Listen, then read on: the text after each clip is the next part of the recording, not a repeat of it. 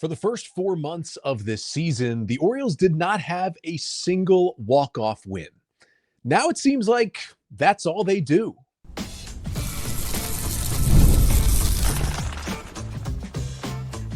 You are Locked On Orioles, your daily Baltimore Orioles podcast.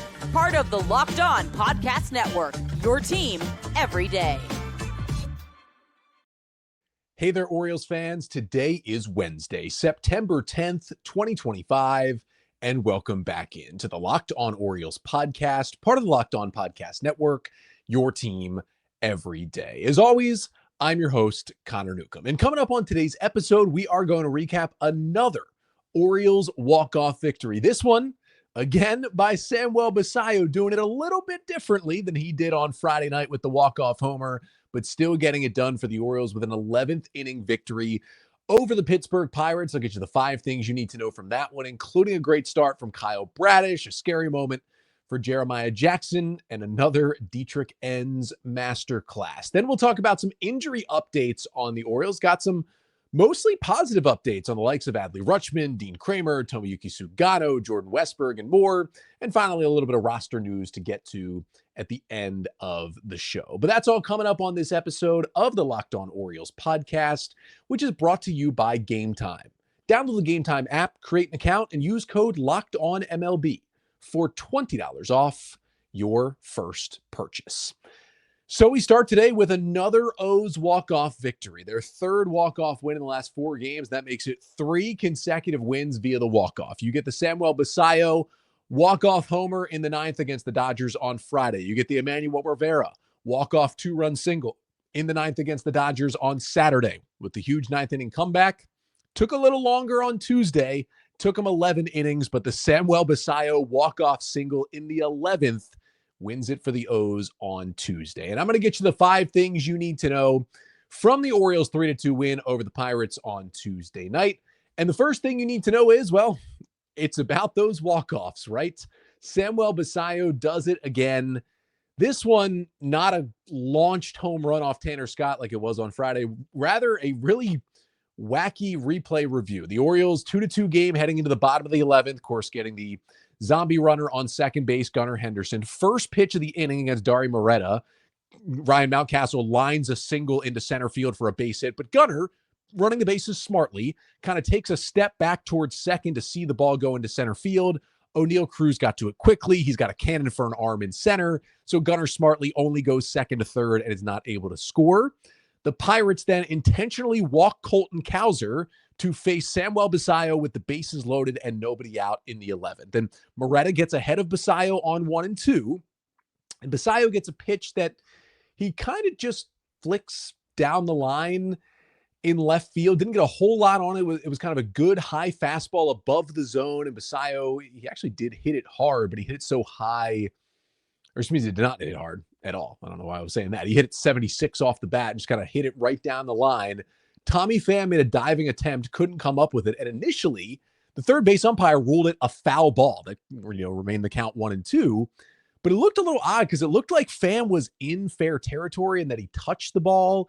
Well, they went to the replay. The Orioles challenged it and it turned out not only did Pham touch the ball still landed on the left field line, which makes it fair. The review, for some reason, took longer than it needed to, even though it was clear as day. I mean, as soon as they played the first slow motion replay on the video board at Oriole Park, the fans went crazy and the Pirates defenders just started walking towards the dugout. Like they knew the game was over.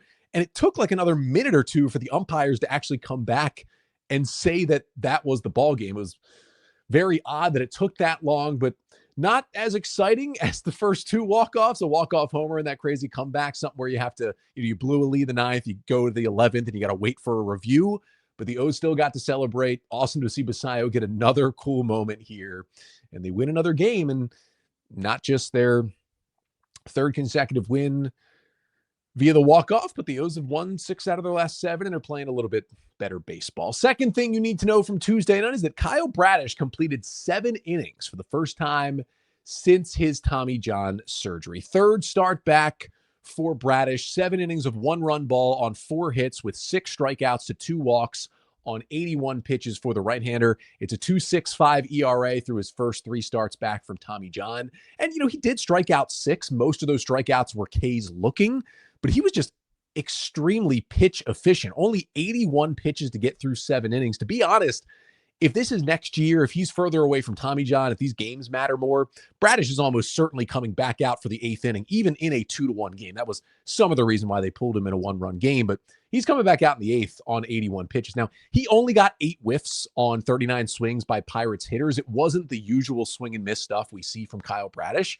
but some of that was because he's just so efficient. He threw a ton of strikes, which is great to see. Some guys come back from Tommy John and they have their stuff back, but they don't have their command back. Bradish seems to have both of it back through 3 starts, which is a great sign. And the Pirates, clearly had a plan of, hey, we don't want to get to 2 strikes because Bradish's slider is so good. We don't want to strike out, so we're going to put the ball in play. And they did get some hard hit balls, and Bradish had some good batted ball luck, some balls hit right at his fielders. But overall, he got a lot of quick outs, and that allows you to pitch deep into games. He got 21 outs in this game, right? 6 of them were strikeouts. So that's 15 outs in play. 12 of the 15 outs that were put in play were on at-bats that lasted either 1 or 2 pitches. 12 out of 15, 1 or 2 pitches for a ball put in play. That's pretty insane how often the Pirates were swinging early. And again, they were hitting the ball hard some, but not enough. And Bradish just kind of rolled through this lineup. And the other nice thing to see was we saw the old slider usage. Bradish threw 33 of his 81 pitches were sliders. That was by far his most used pitch on Tuesday night. That's the first time in these 3 starts that he has used his slider more than any other offering. And that's kind of the usual for Bradish. If you go back to 2023, like pre all of the injuries, his number 1 pitch that he would throw is the slider because it's his best pitch, most effective against righties and lefties. And he would just pepper that thing in and out of the strike zone. And we saw more of that on Tuesday, which you certainly love to see. Jeremiah Jackson had kind of an up and down game in this one. That's the third thing you need to know from Tuesday. He had a big home run, which looked like at one point it was going to be the game-winning hit. First pitch of the 6th inning, he gets a fastball from Braxton Ashcraft, lines it over the big right field wall into the flag court for a solo homer to put the Orioles up 2-1. 5th homer of the year, now an 867 OPS for Jackson on the season. And who would have thought, right, that he would be the young player playing the best out of anyone right now for the Orioles. But unfortunately, this game did not end on a high note. He came back to the plate in the bottom of the 8th inning, trying to help the O's extend that 2-1 lead, and was hit by an Ashcraft 96-mile-per-hour fastball in the right elbow. He was kind of holding his arm, shaking it out. Brian Roberts, who was on the Masson broadcast on Tuesday, was talking about it, that he thought from the way he saw it, he was hoping it was just a fastball kind of off the funny bone, and his arm went numb. Now, Jackson did pretty quickly come out of the game. You can't really take too much from that, because if you've been watching how the Orioles have kind of managed Jeremiah Jackson over the past couple of weeks, he was coming out of the game anyway, because what they've done late in games is when Jackson gets on, Daniel Johnson comes in and pinch runs for him because he has a fast runner. And then Johnson, who's a much better defensive outfielder, stays in the game and plays either left field or right field in Jeremiah Jackson's place. So they made that move anyway. They were going to make it whether Jackson got hit by a pitch or not. So that wasn't the greatest indicator of like how bad the hit by pitch might have been. However, we just started the press conference with Tony Mansolino here as I'm recording just shy of 10 p.m. on Tuesday. Of course, the first question he was asked was about Jeremiah Jackson, and Mansolino says, quote, "All indications are that Jeremiah Jackson is fine." He said he doesn't expect him to undergo any further testing and hopes to have him back in the lineup here on Wednesday night. So all good signs there. Again, he was coming out of that game no matter what, but they thought of it also as a precaution just to make sure he's all good in these games that don't really matter for the Orioles at this point. But that is some more good injury news, and we'll have more of that down the stretch of this episode. Now, it did kind of haunt them in the 10th. Again, Daniel Johnson would have been in the game either way, but in the 10th inning, Jeremiah Jackson's spot came back up, and the Pirates intentionally walked Jackson Holliday to load the bases with 1 out in a 2-2 game in the 10th and face Daniel Johnson instead of Jeremiah Jackson. And our old friend, Orioles legend Isaac Mattson, struck out Johnson, then got Gunnar Henderson to ground out to strand the bases loaded to kick it to the 11th. But the Orioles would, of course, eventually prevail in that next inning. Now, the fourth thing you need to know from the Orioles' walk-off win on Tuesday night over the Pirates is that Yennier Cano had a chance to end this thing in the ninth, but could not convert his save. After the Orioles got 7 strong innings from Kyle Bradish, Rico Garcia gave them a pretty nasty 1-2-3 eighth inning to keep it 2-1, and it went over to Cano for the save chance. Cano got the Orioles' last save chance. That was Wednesday afternoon in San Diego, and with a 2-run lead, got a 1-2-3 inning to lock down the save and secure the sweep over the Padres. He's been looking a lot better lately with that new kind of turning his changeup into a splitter. He had 6 consecutive scoreless outings coming into Tuesday night, and I think he somewhat deserved that chance to get that save. And then he allowed a leadoff solo home run to Tommy Pham to tie the game, threw a sinker, got way too much in the middle of the plate, and Pham knocked it into the left field seats. Now, Cano did get the next 2 outs, and then they went to Keegan Aiken to go lefty-lefty against O'Neal Cruz, who's hitting 109 against lefties. Aiken wasn't very good either. Like, he walked O'Neal Cruz and Joey Bart to put himself in quite a troubling spot before he did strike out Cam Devaney to get out of that jam and keep it 2-2. But, you know, for Cano, he's going to get some more save chances, I would think. I don't know if that's his long-term role. I don't think it is, but he'll get a few more chances, I'm sure, before the season ends. For Keegan Aiken, who also himself was getting a lot of save chances for a while and maybe potentially would have got a chance to get one as he was already warming when Cano began his inning in the ninth on Tuesday. Aiken just is not really throwing strikes right now. He has been known for his command throughout his career. Last 3 seasons, 6.1%, 6.3%, 6.1% were his walk rates. That is well below league average. This year, with the 2 walks, he's walked 12 in his last 17 appearances. He's up to a 12.6% walk rate. He has more than doubled his walk rate from last season, and the ERA isn't terrible, but that is a concerning trend where a lot of Keegan Aiken being at a good level is him throwing a lot of strikes and not walking guys. I mean, doubling your walk rate is not a good sign. That's been the most concerning thing about Aiken this year, and it's been really bad lately as well, but luckily he was able to get out of the jam that he created. And the fifth and final thing you need to know from the Orioles' 3-2 walk-off win in 11 innings to open the series against the Pittsburgh Pirates on Tuesday. That is that Dietrich Enns just got some more huge outs for the Orioles. Didn't get the save chance in this one. He's gotten a few earlier this year, but did come in the top of the 10th with the zombie runner on second in a 2-2 game. He walked the first batter, but then gets a double play and a strikeout to work a scoreless 10th. Of course, the Orioles failed to score in that 10th inning, so there goes Enns back out for the 11th. Line out to center, ground out to first, and then another huge strikeout with a runner on third and 2 outs to post that scoreless 11th. Then, of course, the Orioles with Basallo get it done bottom of the 11th. Heck, Enns had only thrown 22 pitches to get through those 2 innings. If the O's failed to score in the 11th, Enns might have just come back out there for the 12th. He's now done this twice, right? Remember, he had those 2 awesome scoreless extra innings in Houston a couple of weeks ago. The Orioles ended up losing that game in 12, but Dietrich Enns did an amazing job to keep them in that one.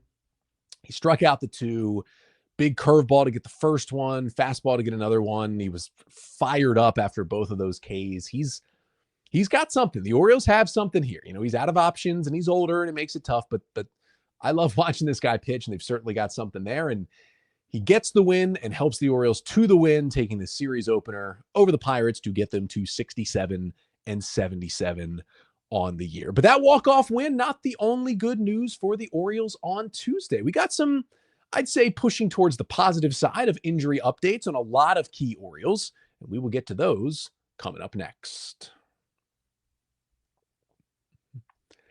But first, this episode of the Locked On Orioles podcast is brought to you by FanDuel. The NFL season is here, and FanDuel is making sure you're ready for kickoff with a can't-miss offer. Right now, new customers can bet just $5, and if your bet wins, you'll get $300 in bonus bets to use across the app.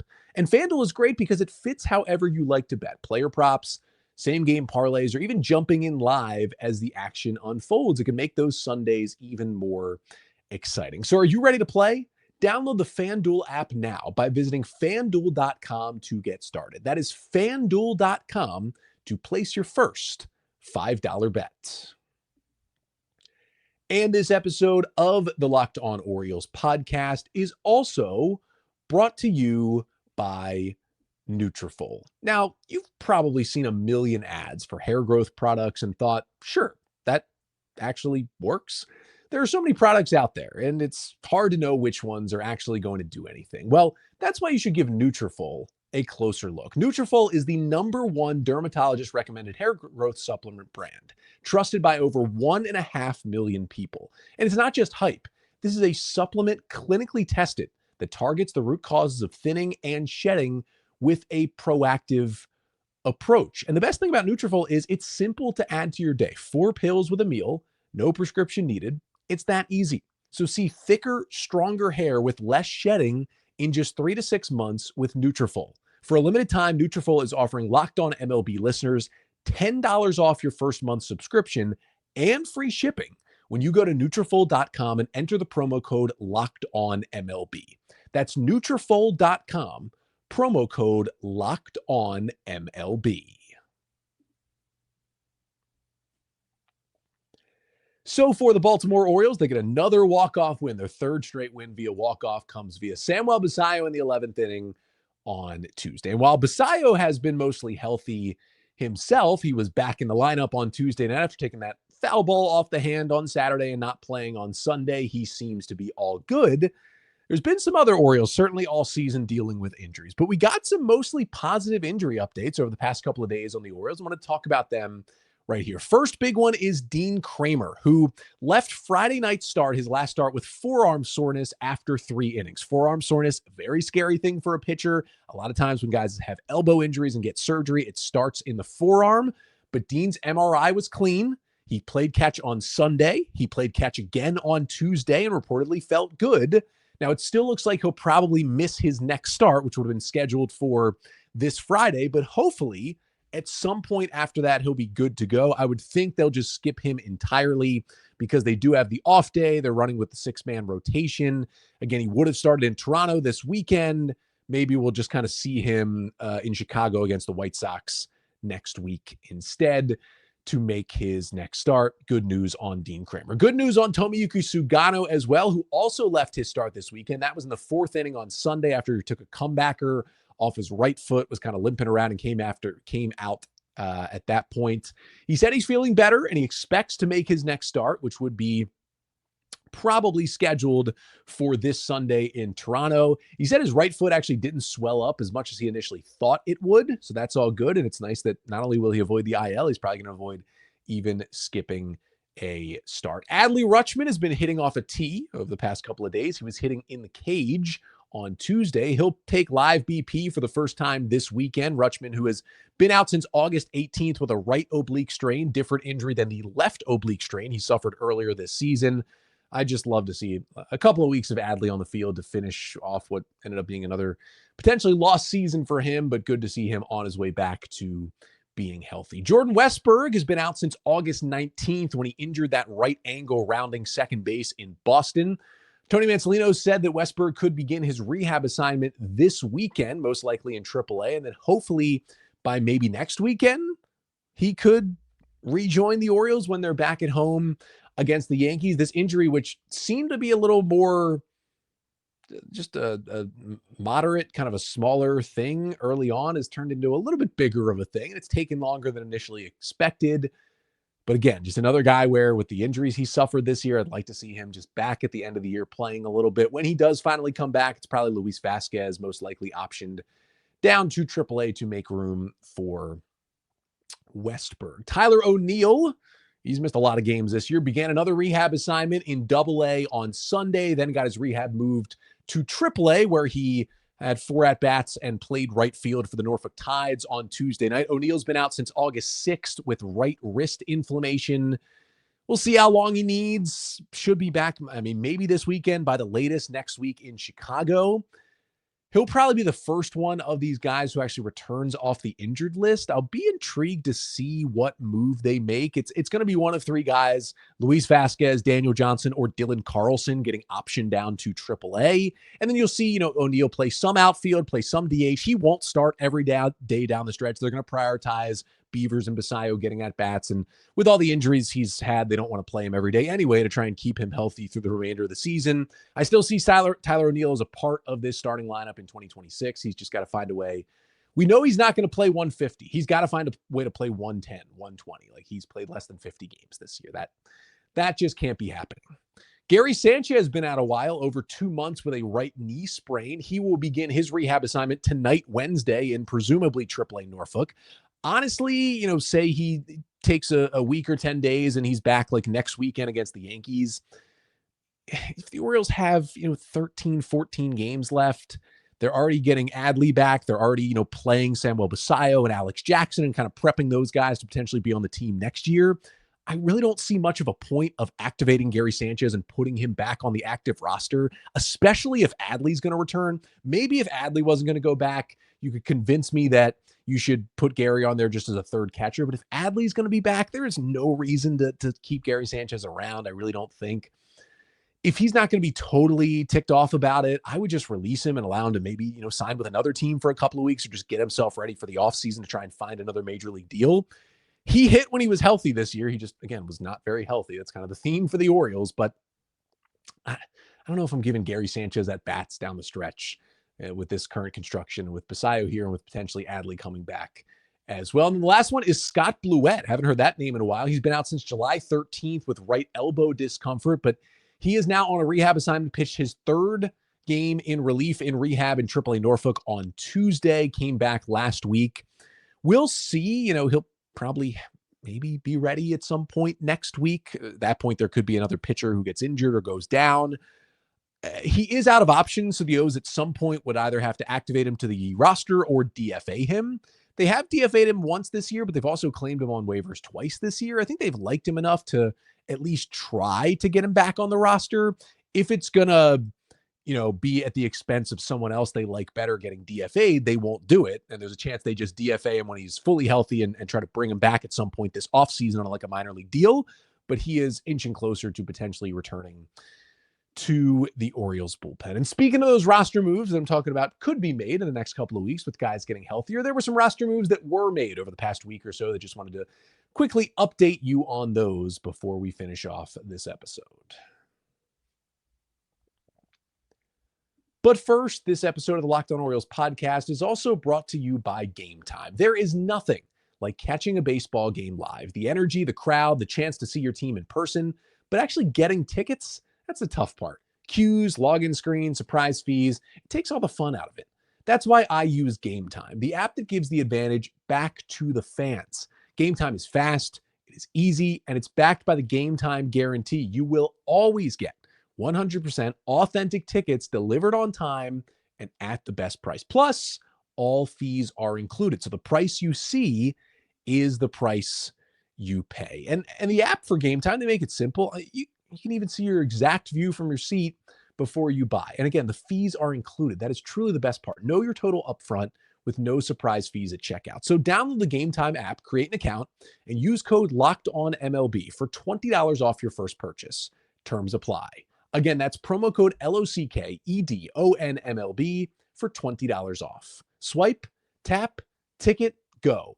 Download Game Time today. So to finish off today's Wednesday episode of the pod, got a couple of pieces of roster news to get to. Honestly, can't remember if I got to these already, but either way, Corbin Martin was DFA'd last week to make room for Tyler Wells coming back to the roster after elbow surgery. It was a bit of a surprising move considering the Orioles had used Corbin Martin to get 2 saves out of the bullpen since they called him up midseason. And although he doesn't know where the ball's going at times, does have some electric stuff. He was DFA'd and he did clear waivers. And somewhat surprisingly, Martin didn't have to, but he accepted his outright assignment to AAA Norfolk rather than choosing to become a free agent. Now, because he did that, he's going to become a minor league free agent at the end of the year either way. But the fact that he accepted his outright assignment tells me he wants to stay in the organization. So most likely the Orioles, and this may be even in the works already, are probably going to bring him back on a minor league deal with an invite to big league spring training for 2026. And he's going to come to Sarasota competing for a big league bullpen role.